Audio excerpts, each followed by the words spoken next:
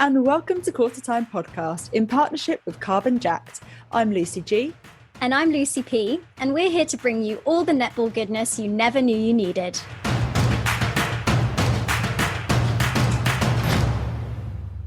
We're delighted to say that this series of Qtr Time podcasts is supported by Carbon Jacked, an environmental startup that helps you combat climate change. They're an awesome company that provide monthly memberships which plant trees, support epic climate projects, and help you to reduce your carbon footprint. Memberships start from just £2.50 per month, so you can help save the planet for less than a cup of coffee. Signing up is super easy. Go to carbonjack.com and enter NetballPod for a huge 30% off. The link is in our show notes. Go check it out.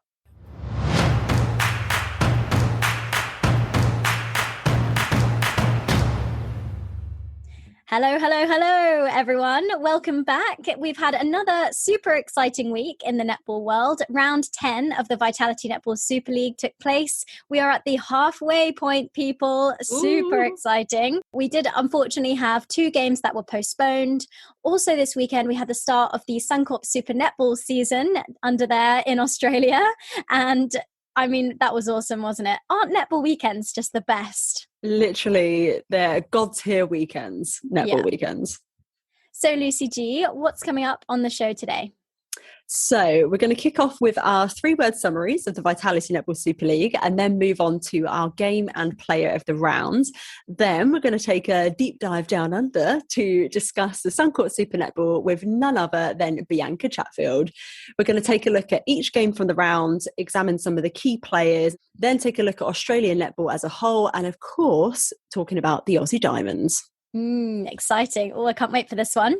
Before we get started on the show, just a reminder that the Northeast Showcase is happening in Sunderland this weekend. We'll be there. It is the Northeast Under-19s and Under-21s versus Team Bath's Under-19s and Under-21s, and also a special curtain raiser match with the Northeast Under-15s taking on a development side. That should be really cool. We are really excited to be hosting at the venue. Please buy tickets if you can. All the information's on our social media pages, and do donate to the Chronicle Sunshine Fund as well if you would like to. Yeah, can't wait for this. So excited to make our in-arena hosting debut. It's going to be a good one. So looking at our summaries then for round 10 of the Vitality Netball Super League, the first 2 matches unfortunately were postponed due to COVID. We were due to have Bath Mavericks, which was going to be such a good one, and Sirens versus Stars as well, another cracker. We will keep you updated when these are rescheduled and there's further announcements about that. So the first game we were able to watch was on Saturday, Rhinos versus Pulse, with Pulse taking the win at 58-44. And I've kind of cheated a little bit for my 3-word summary. I've gone, show 'em. Like, that's one word, okay. Show 'em who's boss. That is not acceptable. Give me a pass on this week. I struggled. Okay. This ended up being a storming win for Pulse, despite them only taking 2 quarters actually in the end. Rhinos were fiery and tenacious, and they kept dragging themselves back into the game, but Pulse were just too strong in attack. My new favourite nickname, coined by Camilla Buchanan, Cheen the Machine, put up 32 from 35 at a whopping 91%. She was absolutely on fire. I love that so much. Isn't it great? I'm going to be using that so often. Defensively for Rhinos, they were really unlucky. Oysola and Airy were both missing. And I think that was a really big out for them, actually. And the attack line had a bit of a wobbly third quarter after Siggy Berger was sent to the bench, which resulted in a much bigger goal margin than they would have liked. It was Rhinos' joint lowest total score of the season so far and Pulse's second highest. It's almost like they've swapped in terms of their performance from this year compared to last year. Like, Rhinos obviously absolutely incredible and Pulse is sort of down the bottom, and now they've flip-flopped and it's the other way around. It's interesting. Yeah, definitely. I think it was really interesting you saying about those players being out for them. You know, that was a huge loss. And also don't forget Rhea Dixon's still out as well. Yeah, it's tough times for Rhinos fans. Next up on Monday, we had the big one. It was Lightning versus Thunder, with Thunder taking the win 65-61. This was a corker. absolutely love this game. And our 3-word summary for this one actually sent in by my mum, Mummy P. Yeah, I know, she loves the podcast. She listens to it every week. Hi, Mum. And she said, a perfect storm. Oh, I love that. Yeah, I know. Clever with like the little thunder and lightning as well. I was like, oh, good one. I see where she's going. Yeah. This game fully lived up to the hype. There were big scores, even bigger defensive plays. I was living for it in this one. Thunder led for the majority of the game, but Lightning were able to peg it back in the third quarter. Thunder, however, had some masterstroke tactical positional changes, and they managed to hold on. They just hit every curve that Lightning threw at them, and they looked sublime, to be honest with you. Yeah. Some of the best quality netball we've seen this season, I think, and in all honesty, some of the feeds going into the shooters were just eye-wateringly good. Yeah, I've controversial opinion, possibly. I was actually slightly underwhelmed by this game. I thought it was going to be like a 1 goal or even possibly a draw, but I never really felt like Thunder were in danger of losing. What? No, I totally disagree with you. I think Lightning had all the momentum in that third quarter, and then it was just a couple of key errors at crucial times. But don't forget as well that it was a Lightning home crowd, so they were willing them on literally the whole way until it was like too late, right just at the end there. I thought Lightning did a really good job. Yeah, oh no, they absolutely did. I don't know. Thunder just kind of had this like steely, patient, like not too flustered. Do you know what I mean? They just seemed like they were in control. I think that's their vibe though. That's their whole energy. Like if you were in a crisis and you had to go to one Super League team, I would go to Thunder, because I feel like they'd be like, right, you know, Nat Metcalf would be like, okay, yeah, we've got the plan. Ellie Card would be like, not phased. That's definitely the vibe I get from them. Yeah, absolutely. On to the last game of the round. Man, I wish we could have watched this one. I know. I was not expecting this result. It was a winter storm, 54-53 against Dragons. I mean, what a corker. The summary I've gone for is tiniest of margins. This game sounded like a proper battle. And I think it's always been a relatively good contest between Storm and Dragons. We all remember that cracking game last season with the match against Storm being Dragons' only win of 2021. So there's a lot of history there. Dragons were up at 3-quarter time, but Storm just nudged ahead in the final quarter to snatch the win. Kudos to Lefebvre Radaman, who took home player of the match despite being on the losing side, and she was absolutely shooting the lights out from what we hear. Yeah, I wish we'd gone down for this one. Right? Maybe next time. Yeah, for sure. Moving on to our game of the round. I mean, no prizes for guessing which one we've gone for. Reveal, Luce, reveal it. Dun, dun, dun. It's Thunder versus Lightning. Who would have guessed? No, I mean, all credit to Pulse and Rhinos. That was a good game, but this one just pipped them to the post. I think the best thing for me in this game was the Thunder attacking end. They were absolutely sensational. The re-offering, the cutting up of the space, they were moving all over the place, working so hard to shake their defenders. And I kind of just feel like Lightning didn't really have any answers to their ball speed and their sort of court craft and creativity in that first half. I really felt like every player on court for Thunder like truly stepped up to the challenge. Interestingly, the second and the third quarter, like you alluded to in the summary, Lightning started really strongly, but they just weren't able to maintain that against, you know, what is really a clinical Thunder side. I think both coaches managed the game really well in terms of recognising the momentum swings. I think the move to put Cardwell back as shooter in quarter 3 meant that Lightning kind of had to go back to square one, really, in terms of trying to figure out how they could win any ball. Like honestly, in that goal shooter position, I am so in love with Cardwell. She's just unstoppable. I think for Lightning, Clark was really putting Cholok under so much pressure with some of the feeds that she was given to her. 2 of them were picked off, but then when Liversidge came on, she only shot 3 out of 4 at 75%. So whereas Clark had the volume, she was putting Cholok under too much pressure, and Liversidge was feeding her better, but she didn't have the same volume as Clark. So it's kind of a bit like, oh, you needed the best of both of them into a different player. Yeah, but I actually wonder if you do just go with that. If you have Clark starts and does the first half and then Liversidge comes on and tears it up in the second half, I wonder if that's a potential coaching decision that Lightning could do, because they did that a lot last year and they kind of alternated it as well, and it just really keeps the attack guessing. But actually, I was going to say as well, for Lightning in the first half, defensively they had 29 penalties. Oof. And in quarter 3 they only had 5.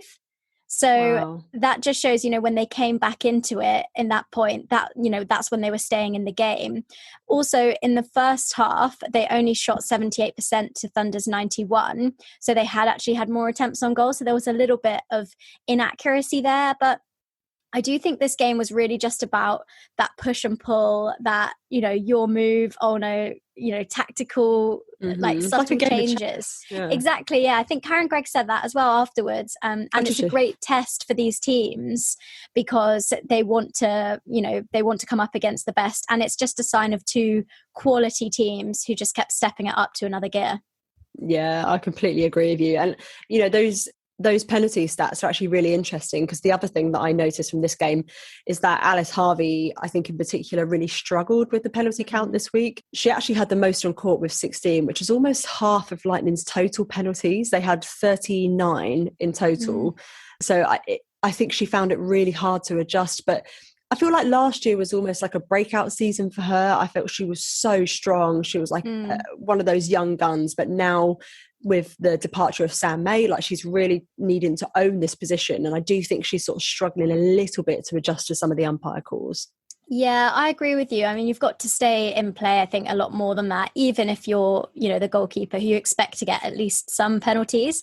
But what I really liked in the third quarter, at least I think it was the first section of the third quarter, was her partnership with Fran Williams. I think once they can start to grow that and develop that and trust each other a bit more, which will come with time. Let's not forget that Fran is actually brand new to Lightning this year. I think that will really help. And that's a potential future England combo as well. Yes. Oh my gosh. Yeah. I would love to see Harvey in the England setup. So moving on to our player of the round, who have we got, Luce? So this week, I have gone for the legendary Fumi Fidoju. Oh, as president of the fan club, I approve this message. Yeah. I know that we've had her upwards of 10 times previously. It feels like we're just, absolutely singing her praises every week. But she was exceptional and instrumental in this game against Rhinos. She had, stats recap, 5 intercepts, 7 deflections, 6 turnovers. She had the most on court for any defensive stat. And the wildest thing, 7 penalties. Oh, my Lord. Yeah. That's outrageous. I'm actually just running out of ways to describe her, and her brilliance is incredible. I felt she totally dominated the matchup against Sienna Rushton, and she actually forced that change with Brie Grierson to come on in quarter 2.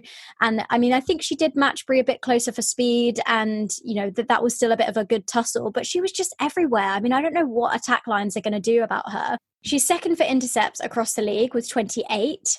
First for turnovers with 62, the next highest is Vancumbo with 51, and first for deflections with 71. Do you want to know who the next person is and how many they've got? Hit me. The next highest is Kerry Almond, legend, with 41. Holy smokes, that's ridiculous. That's wild. I mean, what are teams going to do about her? I just don't even know how to describe her at this point. We're going to need to create her own special category or something, because she's going to win player of the round every week otherwise. She's already, I think genuinely she has had it 3 times now. And I think she's had it 4. We had her twice last season. This is the second time we've had her this season. Oh, no, and it's only round 10. It's only round 10. Let's just call her player of the year and be done with it. Yeah, I sign that off. That's fine by me. Yeah, I mean, I totally get what you mean. I think the commentators are starting to get to the same point as well. It's like, what more can we possibly say about her? Like, she is just exceptional. And I actually think she's more than earned her position and the risk to be taken on her for Commonwealth Games. I stand by that 100%. It's just such a tragedy that she was injured for the quad series, because I think that would have been the real test, because sometimes it's a real sink or swim thing at international level. You can be great domestically and then I don't think that will happen with her. I don't think she'll sink. I think she'll be exceptional and everyone in the world will be like, oh my God, who is this girl? But it's just a shame we didn't get to see that, at least for a little bit, against, maybe South Africa or something. But who knows? I mean, fingers crossed Jess will take the chance on her, I think. But if not, don't really give up if not, because to be honest, it's Commonwealth Games this year, but we've got the World Cup next year and guaranteed she'll be in then. I was going to say, if she doesn't make the Com Games, I would be mind blown if she doesn't get the World Cup squad. And other than injury, she will guarantee be in there. Yeah. Bubble wrap all the way. Yeah. Do you hear that, Sandbird? Coming up next, we chat to former Aussie Diamond turned commentator Bianca Chatfield all about the Suncourt Super Netball season opener.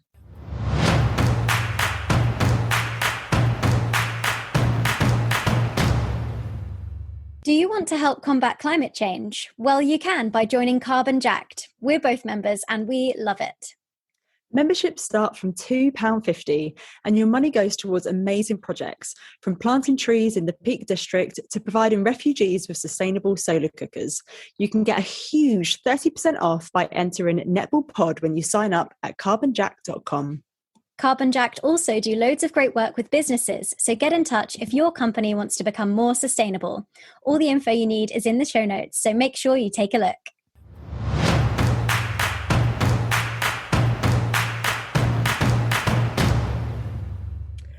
We are absolutely thrilled to welcome Bianca Chatfield to the pod. How are you doing, Bianca? I'm great. Thank you so much for having me. Oh, it's absolutely our pleasure. Congratulations on the birth of your baby, little Kaya. Yes, it's been a very interesting 7 weeks. She's 7 weeks old now. And we're just winging it, learning on the go. And I'm sure every new mum says that, but it's been a steep learning curve. But it's been great to have the netball back on the TV here in Australia, because at least I get to watch it while I'm sitting on the couch feeding, just before I get back into working on it. Yeah, 100%. And we're really looking forward to having you back on our screens, in our ears.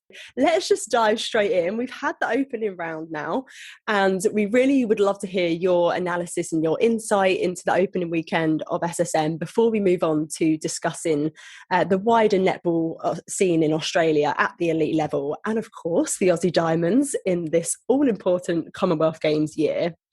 So the first game of the weekend was Adelaide Thunderbirds defeating Collingwood Magpies in quite a close game, 54-50. Is this squad a winning formula for the Thunderbirds to make their first ever final series this year, or did Magpies underperform without Ash Brazel?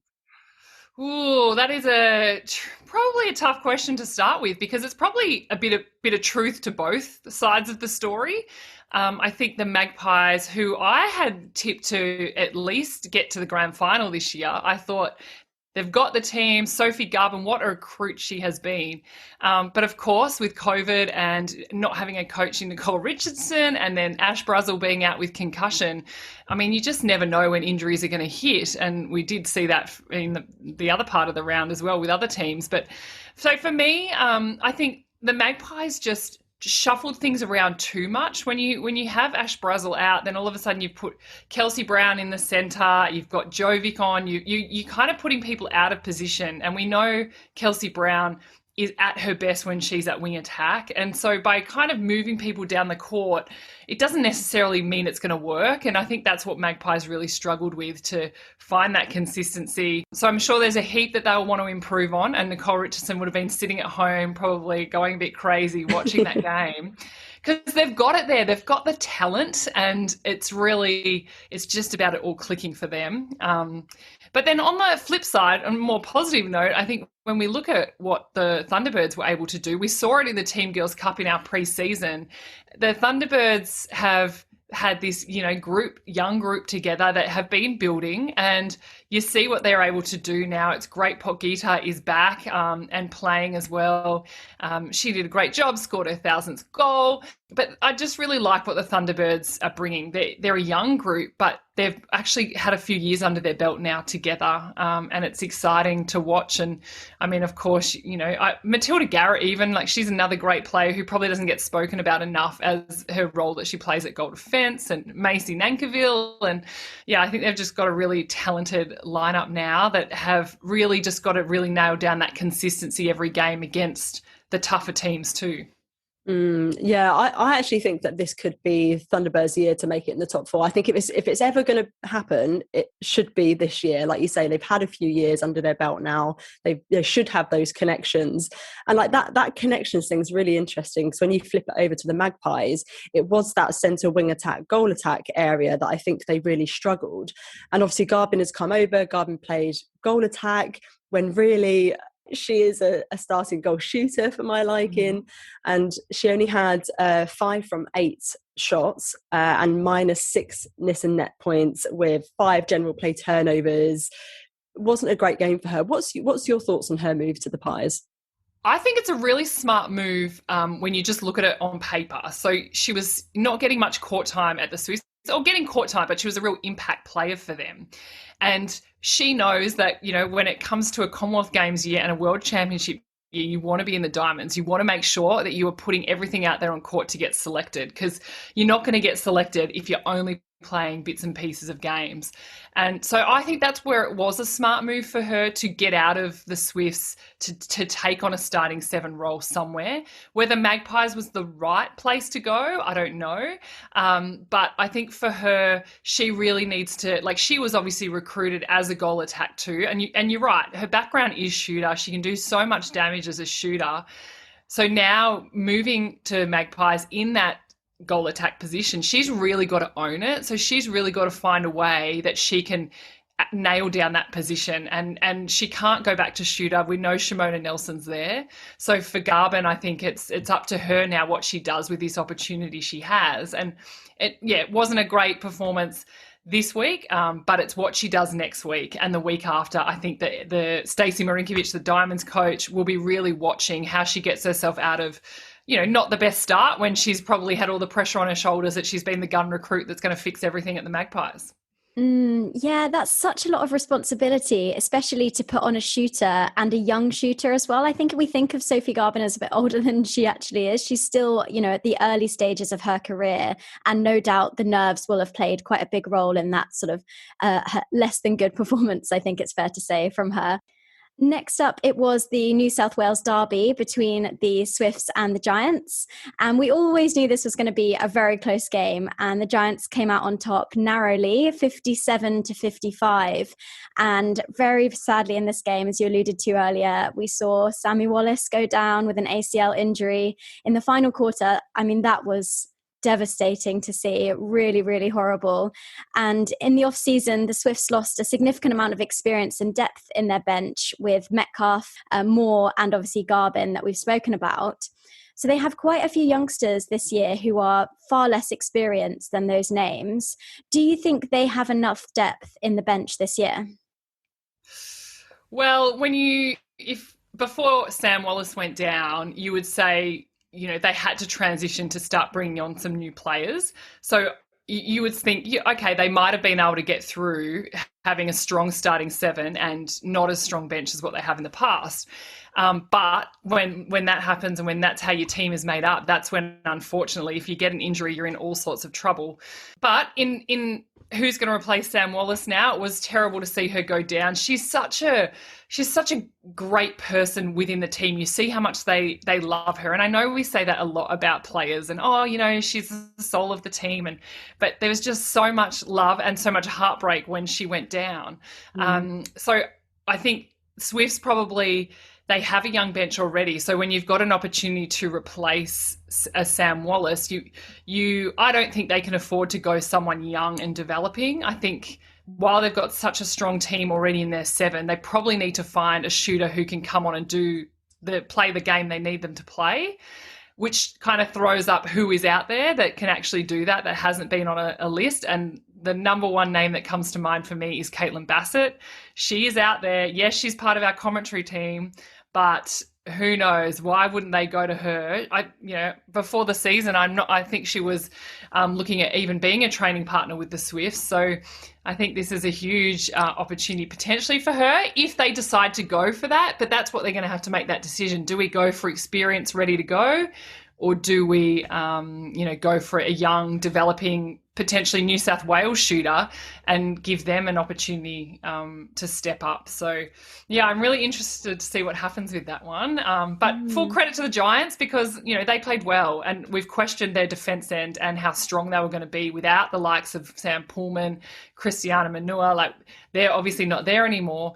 But I thought Matilda McDonald did really well. She's really energetic and, she's still learning. She's still developing as a defender, but I really loved her intensity in the game. And you could just see she was just seizing the opportunity that she had. So, and of course, Amy Parmenter, I just can't talk her up enough. I just love watching her play, and she's just so aggressive towards the ball and comes up with some fabulous intercepts. So their midcourt, is very strong. We know the depth that they have in their goaling end. So Giants, have really probably changed people's perspective just in that first game they've played so far this season. Yeah, I really like what the Giants put out this week. And I actually thought it was almost ironic in a way in the last quarter when they were really playing the ball around and time wasting, because that's so trademark of the Swifts that we've seen in recent years. So it was almost like a bit of a taste of their own medicine, which was kind of cruel, but also exciting to watch. Absolutely, and it's smart. And I saw people on Twitter saying how much they hated the time wasting at the end, and Joe Harton was doing it quite a bit. But like, if you're a player out there on court and there's 20 seconds to go, you do not want the ball in the Swifts' hands. They can shoot and they can deliver quickly. We know Helen Housby can turn and shoot, smash in a super shot, and then the game is over. And they don't want to give them that opportunity.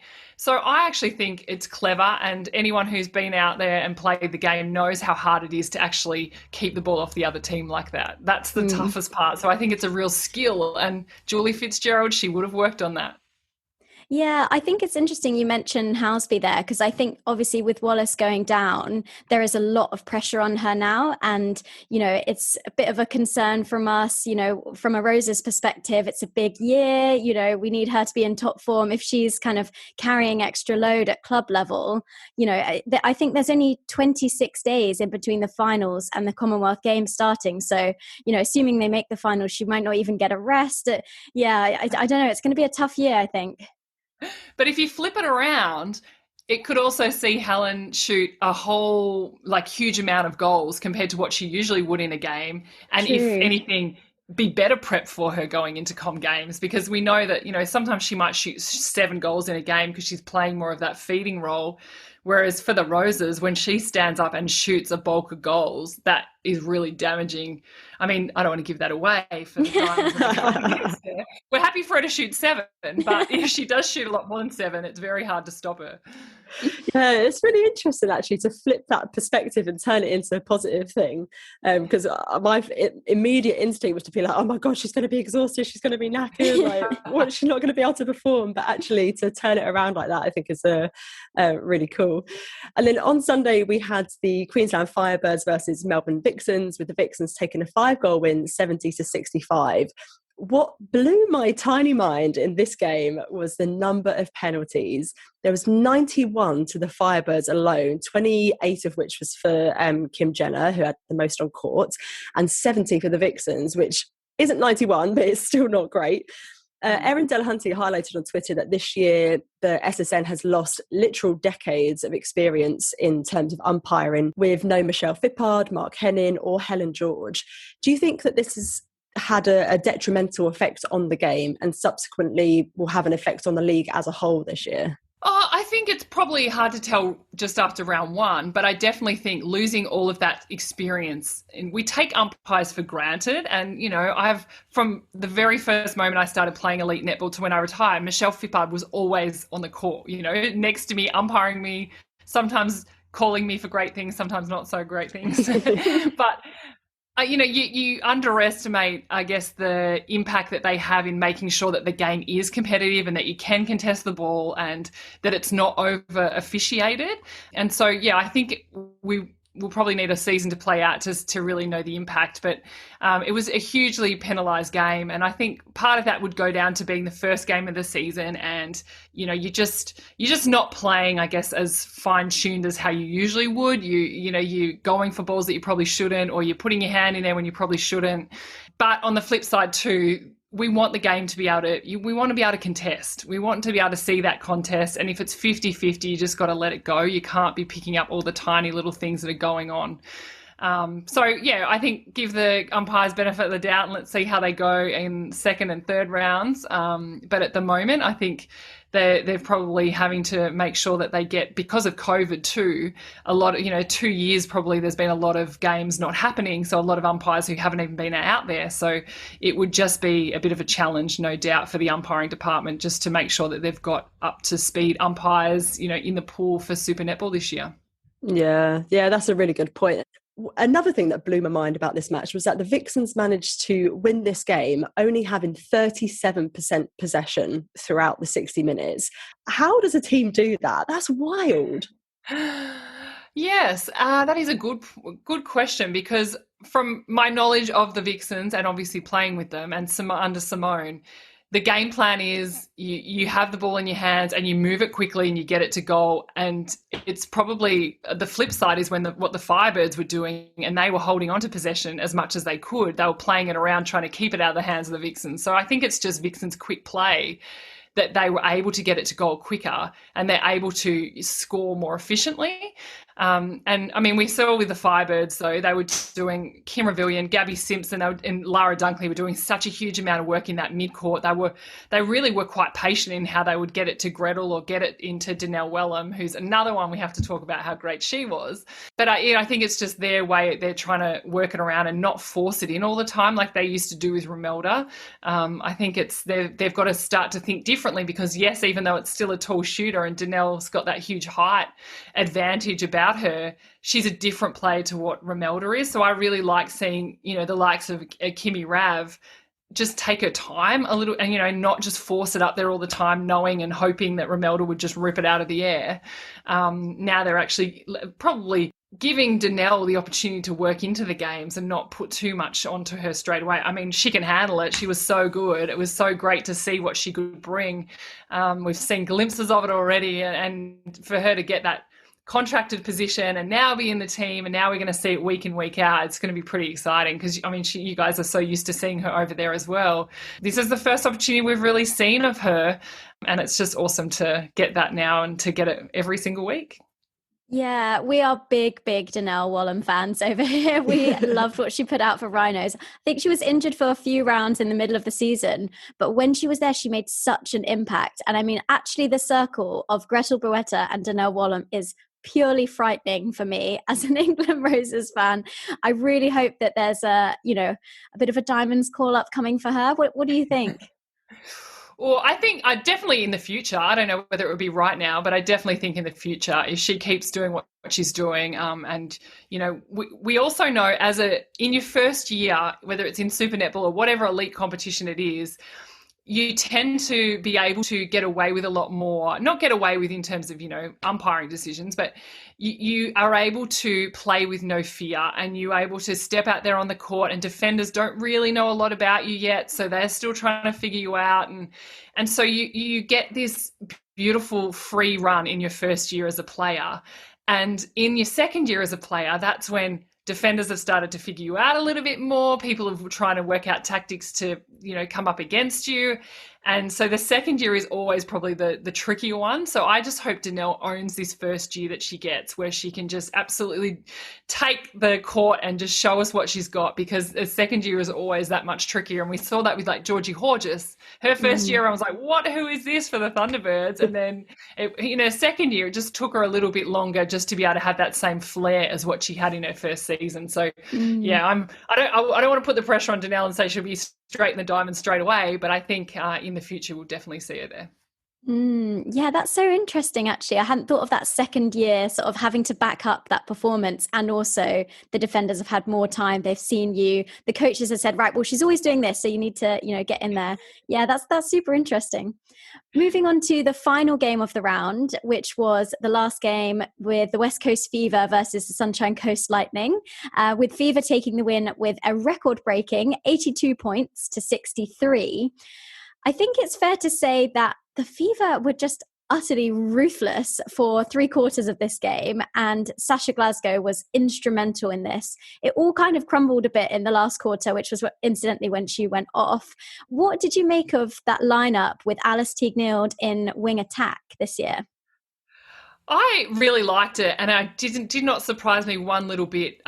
Knowing Dan Ryan, he's a very creative coach. He's also been a goal attack himself in the men's Australian team. And so for him to be able to coach Glasgow and spend some time with her as a goal attack, as a creative goal attack, then Alice Teague-Nield, I think she had a smile on her face the whole game she was in wing attack, because for her, of the first 3/4 she was in there, because for her, not having the pressure of shooting is probably just gives her this ability to play without that pressure. We've spoken about pressure a lot, but for her, she's a creative playmaker. Part of her role as goal attack was to find Fowler and to feed the ball to Fowler. And now she can continue to do that, but without even having to worry about shooting. So I actually think it's really smart. We know Chelsea Pittman is their training partner. So I don't know how they're going to make that work, but I expect to see Chelsea on the court at some stage, or in the team at some stage. But yeah, I really, really liked what Dan was doing. And I feel probably because Fever have obviously, made the grand final, not last year, but the years before, haven't quite been able to finish it off. So they've gone under everybody's radar in a way. No one really tipped them to win it. Everybody has just been thinking, oh, yep, the Vixens look really good, which they do. And, Swiss, we think they're going to be really good.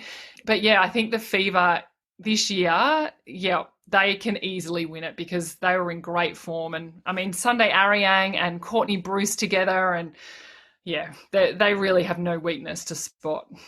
Yeah, and I actually had, this is probably my fault, I completely forgotten about Chelsea Pittman. So did I. Yeah, and now I'm suddenly thinking, oh, holy mother, that is an insane lineup with then that addition of Chelsea to come back in. I'm really impressed by Dan Ryan as a coach. We had him on the podcast last year. We always mention him because he was one of our faves. And he's just bringing so much. I think they have a lot of fire and fight. Even when they were up by such a long way yesterday, there was this real determination to keep going, and to keep pushing. And what impact do you think he'll have on the club this year moving forward? Yeah, I think that you're right. He has got so much to offer. And I think probably his experience that he had at the Thunderbirds, when he was, a first-time coach in the Super Netball, it was probably not as easy for him to get a younger team, because he wasn't given the luxury of time to develop this younger team. It was kind of like okay, nothing happened, see you later. But with this team that he's got now in Fever, it's a very experienced lineup, and he now can actually go and probably add a huge amount of value already, just because he's not having to develop them. They're already ready to go. They've already had some success, but they haven't been able to finish it off. And as you know, Dan, he is, from a leadership perspective, he thinks about the game and the players more holistically than just what they need to do on the court. And that's so important to feel empowered by your coach. And I feel like that's exactly what he's going to do. Add a bit of TLC to those girls who have probably been disappointed in what's happened in the past. And yeah, I really think that they're going to have a huge impact this season. I mean, if not win it and take it all out for the first time ever in Fever's history. Wow, what a moment that will be. And like, what a special occasion that'll be for so many of the players who've been there for quite a number of years now. I do think that this absolutely could be their year, actually, but we shall see. If we look at the league a bit more widely now, this year we know that SSN has a new broadcasting deal with Fox Netball, which has brought with it a new podcast, 2 netball-specific shows, and a whole heap of other benefits. How do you feel that this new broadcast partnership is benefiting netball in Australia more widely? So for me, what I really am excited about, and what I've, from behind the scenes working with Fox over the last couple of months, is just they want the conversation of the games and SSN and netball in general to not just be on the weekends when people are watching the game. They want to provide the opportunity that we are constantly talking about netball all through the week, like what we see in a lot of the mail codes in the AFL, in NRL, here in Australia. There's so many different shows that are just talking about all the topical issues, and they often talk about the same issue over and over and over again and get so many different opinions. And, like what we see happening on social media, they're now allowing, I guess, a space for it and to make sure that they give it the justice it deserves by having these shows. And so, yeah, I think it is really exciting. And everyone, I guess, at the start was worried about that it wasn't free to air, or that there was going to be no international coverage, whereas I believe that's all been sorted out now, and so everyone gets to see it, which is awesome. And with the free to air component, we know that Sundays are on KO freebies here in Australia, which allows everybody to watch, and the subscription component on the Saturdays. So look, I'm really excited. I love their energy, and I love the opportunities that they've put out there for netball, and they tell us it's one of their top, what did they say, tier 1 sports, and you can tell that by how much they're putting behind it at the moment. This is exactly what the fans have been screaming out for. And it's interesting you mentioned the international fans, because I think there was a bit of anxiety from us as to whether we'd be able to watch it at all. How important is the global audience to SSN, given the ambition to remain the best netball league in the world? Yeah, I think it's huge. And it's not only huge just because, we see our competition as the best in the world and it's marketed as it's the best in the world. But for me, I think we've got an unlimited import rule. We have imports in, from all different countries around the world. We want their supporters and their fans to be able to see them too. I think that's what's really important, that there is an opportunity to be able to see your talent that you've got out here playing in the competition. And it only just, again, builds the conversation more and more on social media, because that's one way we can connect no matter where we are in the world. We connect and have conversations about what we love. And that allows us to do that by, imagine if you were trying to talk about SSN, but you couldn't actually watch it. It just would really dull down the product. So the fact that you can actually watch it, and I know I think it's going into New Zealand as well, and I think that's awesome because there's so much talent all over the world. Hopefully we get to the stage where we're getting your league free to air as well, and we get to see it everywhere. Yeah, hopefully in a couple of years' time it will be everywhere global. And the SSN this year implemented some COVID protocols, including extending travelling squads from 10 to 12, allowing access to opponents' training partners if needed. So kind of like a top-up pool of second-tier players eligible to play for multiple teams. There's also guidelines around forfeits, rescheduling, which was actually a cause of controversy last season with the Fever Vixens game having to be postponed. And you were fairly critical of the communication from the league last year regarding that game in particular, saying the league almost wanted to hide everything that was going on and all the animosity of the week that only came to light when the Vixens did not board the plane. The league needs to be strong and to treat fans with the respect that they deserve by being honest, which, absolutely fair one. Have you seen any changes so far this year that have encouraged you, or do you still have concerns that this lack of transparency could be repeated? No, I actually think that everyone is trying to do it better and trying to be honest about what's going on behind the scenes.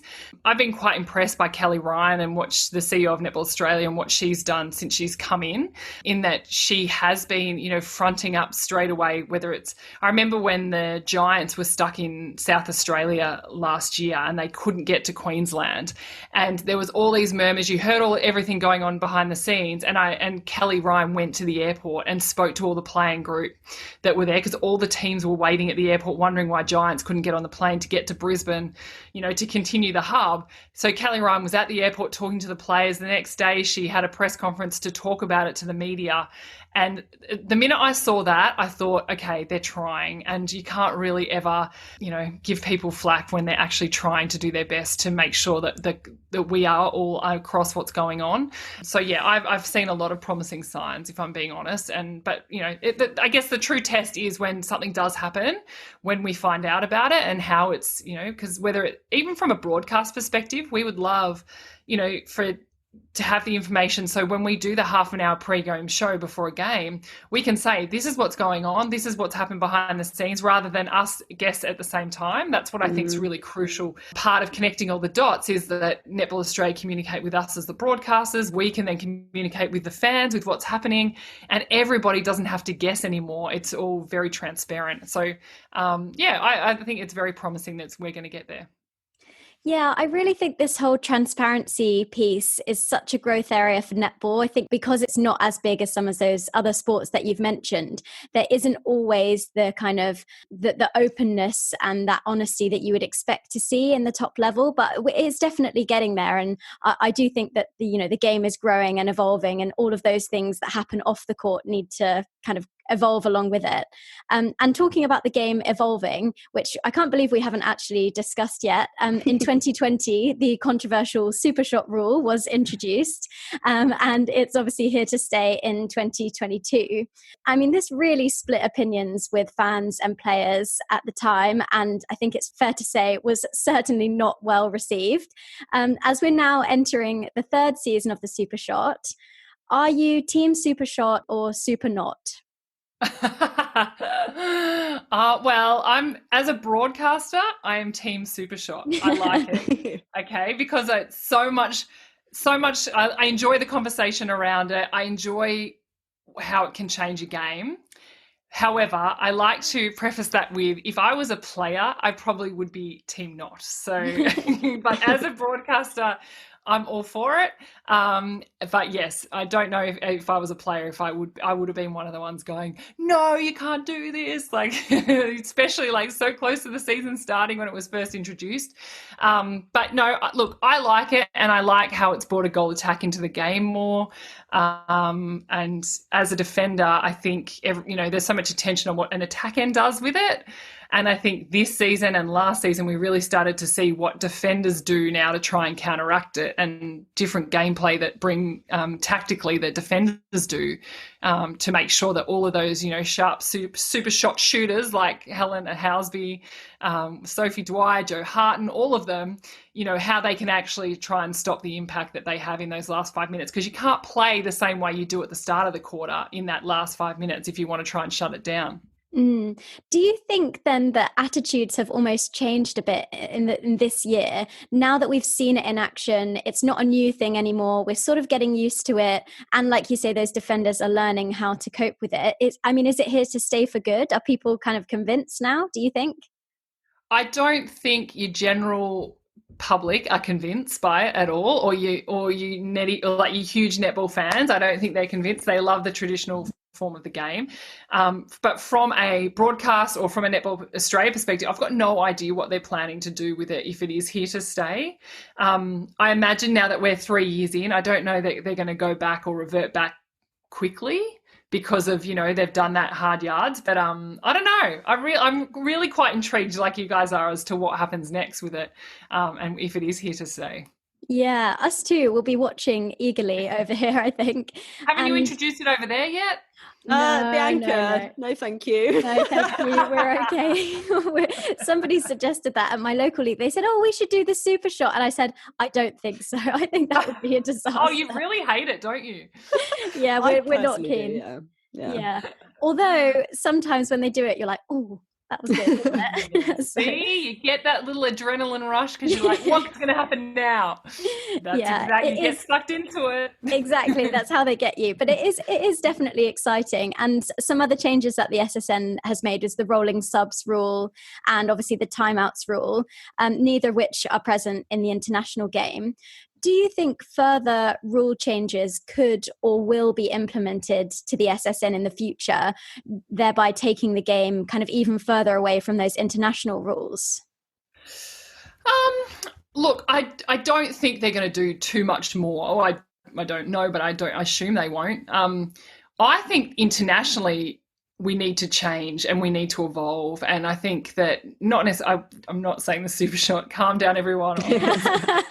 I'm not saying you heard it here first. Bianca thinks we should have the super shot in the Commonwealth Games. Imagine that. But I definitely think the rolling subs should be in, and I definitely think the timeout should be in. I just think, you don't reckon? Oh no, the timeouts for me are actually worse than the super shot almost, because it completely, I understand that they're strategic and yes, there's you know, an element of intelligence about when you do them, but as a spectator, it just completely ruins the momentum, the flow. Like I find it so jarring. Yeah, right. Okay, well, I'll take that point. And I agree to a certain extent, but let's agree that the rolling subs should come in. Definitely. I actually think, though, on the timeouts point, it's quite good when you're at home watching, because you can hear into the huddle. And so you hear, you know, exactly what they're being told to do. And for me, it's more about how the teams come out of that, you know, once they've had the timeout, which team comes out on top. But I guess if you're in the arena, this kind of break in the momentum, I see where you're coming from with that, Luce. Yeah, and I mean, in the quad series, I did love watching teams having to grind it out for 15 minutes. Like that. That is the traditional form of the game, and you know they can't make changes. The only thing I don't like is, and we used to do it as players too, where you have to have a fake injury to then be able to make the change, to be, you know, and that's what I hate that we do. I think that's really looks terrible for our game, that people are like, oh, my finger's sore, I need a change. I'm being told by the coaches to do that. So, I think we need to kind of modernise the game and be like, okay, well, this happens. Let's allow it to happen to a certain extent, and not necessarily just stick with the same rules that we've always had. But no super shot, okay? No super shot. No super shot. That's gone. So sticking on the international theme, it was revealed that the Aussie Diamond squad for the Commonwealth Games will be announced in April after, I think, just 4 or 5 rounds of the SSN. So in your opinion, is this enough time for players to prove their worth in terms of their current form at the elite level? Like yes and no. Yeah, you would hope that the 4 or 5 games was enough, that you'd had enough proof. But when you look at someone, and the example is Ash Brazel from the Magpies, with concussion, it's not her fault that she can't take the court right now. And if we don't know how many games she's going to miss, we hope it's only 1.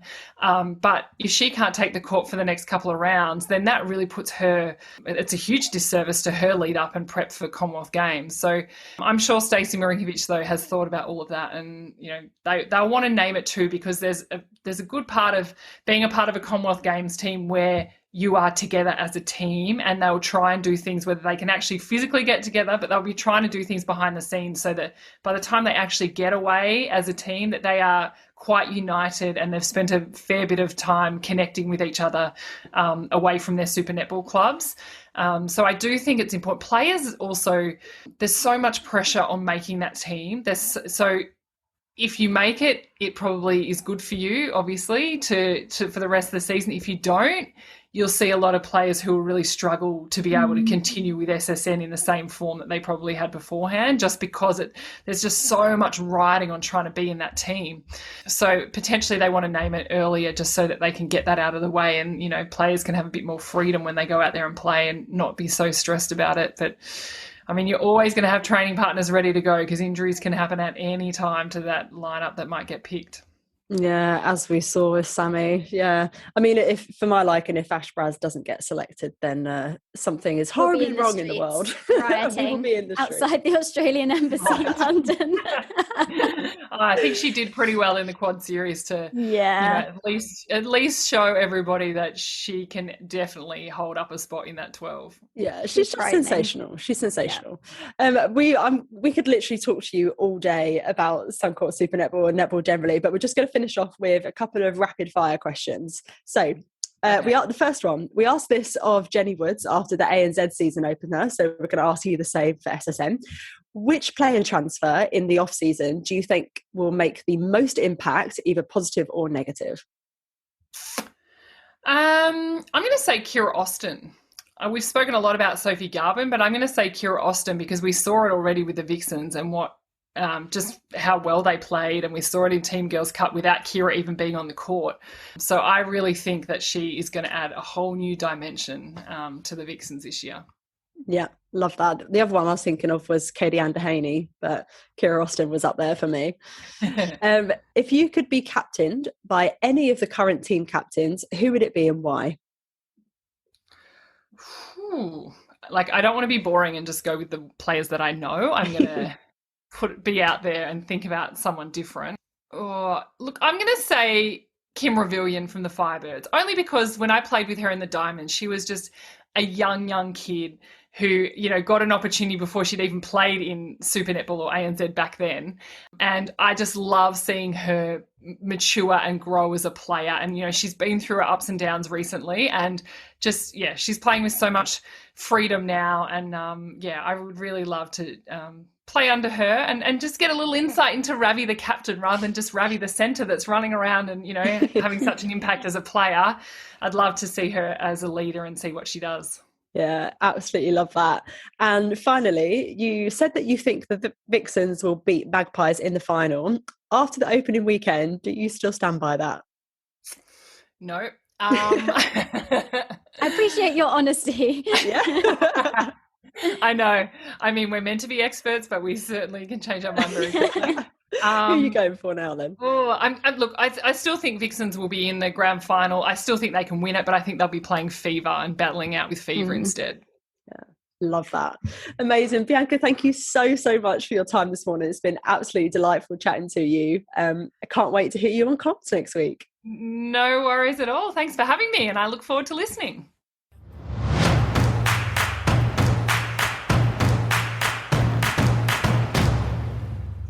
Oh man, I freaking love Bianca. She's so cool. Isn't she just? And she reminds me of Qtr Time in a way, in that she'll just sort of tell you how it is, and she's really open and honest and upfront. What I did find really interesting though was the discussion about Sam Wallace and the replacement shooter, and she put Caitlin Bassett's name out there. Yeah. I don't know. I thought Caitlin was really struggling with her knees, and I don't think she, even if a position was offered to her, that she'd be able to physically play this season. Yeah, I've heard that as well, that she's been having a lot of difficulty with the knee issues and injuries that she's been carrying.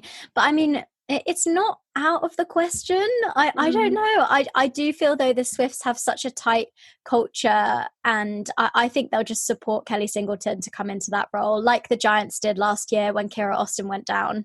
You know, that went really well for Sophie Dwyer when, you know, she then got a Diamonds call up out of it. So, you know, it might not work every time, but I think the Swifts will be looking to the future. Yeah, I do think you're right. They probably will look to Kelly Singleton. But what I found really interesting, there's been a lot of talk on social media around any VNSL athletes who might go out there. And I don't know, I would be truly mind blown if any Super League athlete decided to ditch their team literally halfway through a season, especially when you think about how long visas take to come through. Like, I just don't think that's a realistic option. Yeah, I mean, I don't know as well if they even can. Like, you know, you sign a contract for a year, isn't that you're, you know, playing unless you're injured, or I don't know. The club would have to agree to release you out of your contract, basically. So it's not beyond the realms of possibility, but I just don't see it happening, because you'd go over there, you're only a replacement player, so you do the rest of the season minus maybe 5-6 weeks for a visa to come through, whatever.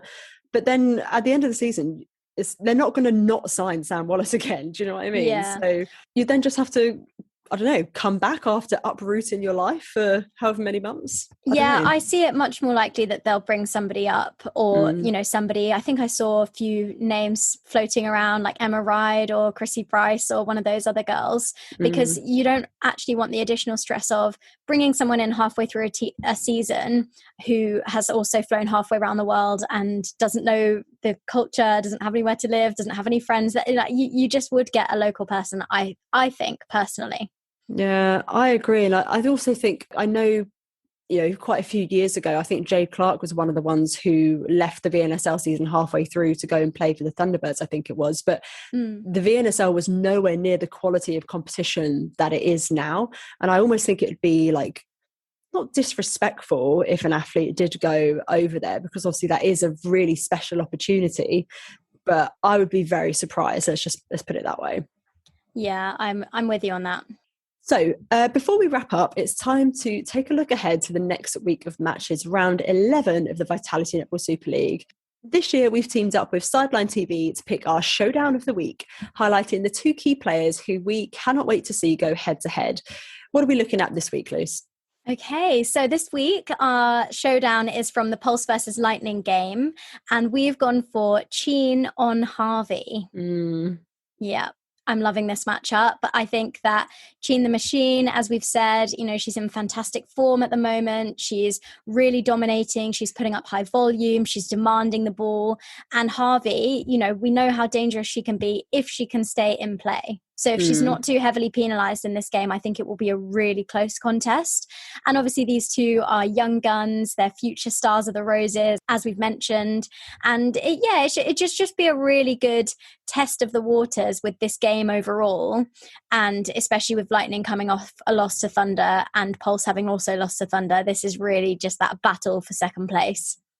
Yeah, and I actually would argue that on paper, you'd almost expect Harvey to win this because she's had more court time in VNSL than Cheen has. Cheen didn't get used too much last year. So although last year was Harvey's breakout season, this year is Liv's breakout season. So it's kind of like, who's going to come out on top? Really excited.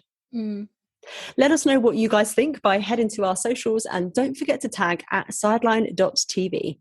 Thank you so much for listening to this episode of Qtr Time. We can't wait to bring you more netball chat and a wrap-up of round 11 next week. Can you believe that? Mate, I don't know where time is going. It's so scary. Make sure you subscribe to the podcast and follow us on social media at Qtr Time Pod for the latest netball updates. Get involved in the conversation online by letting us know what you thought of the matches this weekend and which players have stood out for you. We would also really appreciate it if you could take a moment to rate and review, as it helps other people to find the podcast. And big thank you to everyone who has done that already. If you enjoy listening to the podcast, please let us know, and do spread the word with your netball pals so even more people can get involved. Don't forget to check out our partners Carbon Jacked and take advantage of the exclusive Netball Pod 30% discount on their memberships. And if you're in Sunderland, see you at the North East Showcase happening on the Saturday, the 2nd of April. Take care, everyone, and see you soon. Bye. Bye.